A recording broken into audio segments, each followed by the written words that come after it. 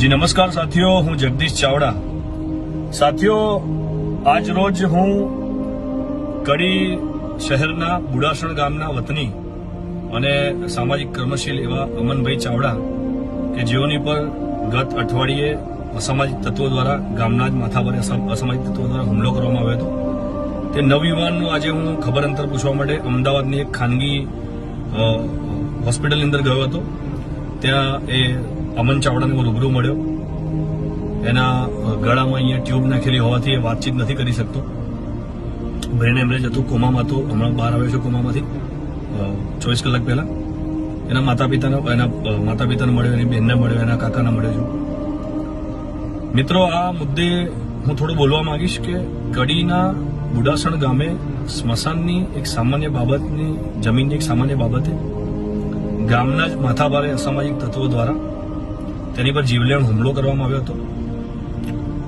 આ હુમલો ભારતીય જનતા પાર્ટીના શાસનમાં એવું સ્પષ્ટ બતાવવા માંગે છે કે ભારતીય જનતા પાર્ટીના શાસનની અંદર જે એમના ગુંડાઓ છે એ સ્મશાનની જમીનો ખાઈ જાય, રોડ રસ્તાનો ડામર ખાઈ જાય, તમારી ગ્રાન્ટ ખાઈ જાય કે ગમે તે તમારું ખાઈ જાય, તમારે વિરોધ પ્રદર્શન કે વિરોધમાં કશું બોલવાનું થતું નથી.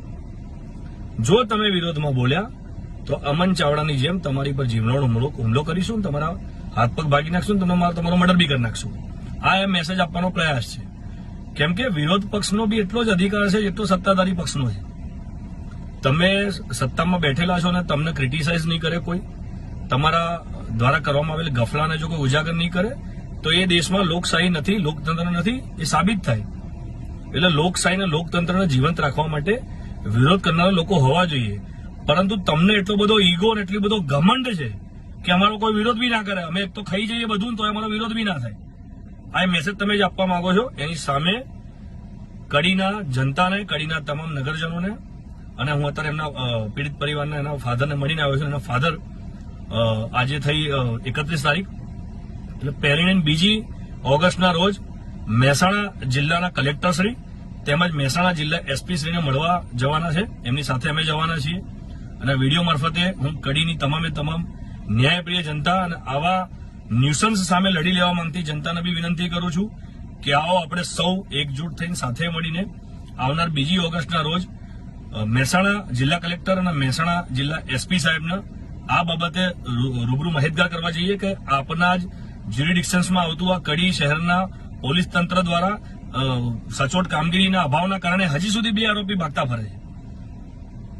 એ લોકોની પર સામે તમે અમનની હાલત જો, શું અમન એ 7-8 લોકો જે હુમલાખોરો હતા કે જે બી 5-7 હતા કે 10 જણા હતા હથિયાર સાથે પ્રી પ્લાન તૈયાર થઈને, એ લોકોની જોડે આ નિહત તો માંડ 50 કિલો વજન નહીં હોય એવો છોકરો શું એ લોકોની પર સામે હુમલો કરે છે અને એ લોકો બે દાખલ થઈને પડ્યા છે.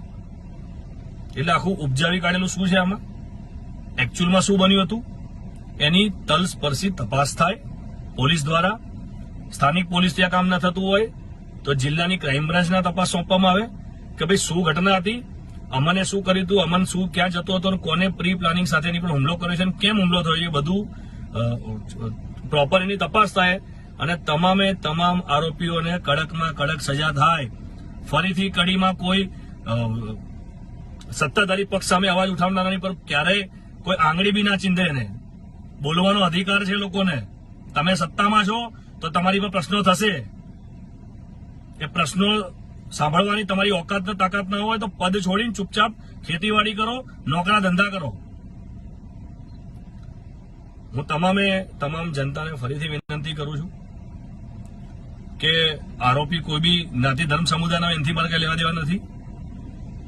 પીડિતને ન્યાય અપાવવા માટે જો તમામે તમામ જાતિ ધર્મ સમુદાયમાં કડીમાં વસતા લોકો અને વિડીયો ગુજરાતના જે બી લોકો જોવે છે, જે ન્યાયપ્રિય લોકો છે, જે મહેસાણા પહોંચી શકતા હોય, આવનાર 2 ઓગસ્ટના રોજ તેઓ અમારી સાથે મહેસાણા આવે. લગભગ બપોરે 12:30 કલાકે આપણે મહેસાણા જિલ્લા એસપી સાહેબને રૂબરૂ વાર્તાલાપ કરવા જવાનું હોય. તમામે તમામ બપોરે 12:30 કલાકે મહેસાણા ભેગા થઈએ અને અમન ચાવડા જે મોતના મોંમાંથી બહાર આવ્યો છે, હજી ક્રિટિકલ પરિસ્થિતિ છે, એને ન્યાય અપાવીએ અને પરિવારને ન્યાય અપાવીએ. ફરીથી કડીમાં ગુંડા લુખ્ખા જે ધંધા કરતા હોય કરી ખાય, પણ કોઈની પર હુમલો જે થયો છે ના થાય એટલું તો સુનિશ્ચિત આપણે કરીએ સાથે મળીને. એ આશા સાથે આપ સૌને મારા જય ભીમ, જય ભારત, ઇન્કલાબ જિંદાબાદ.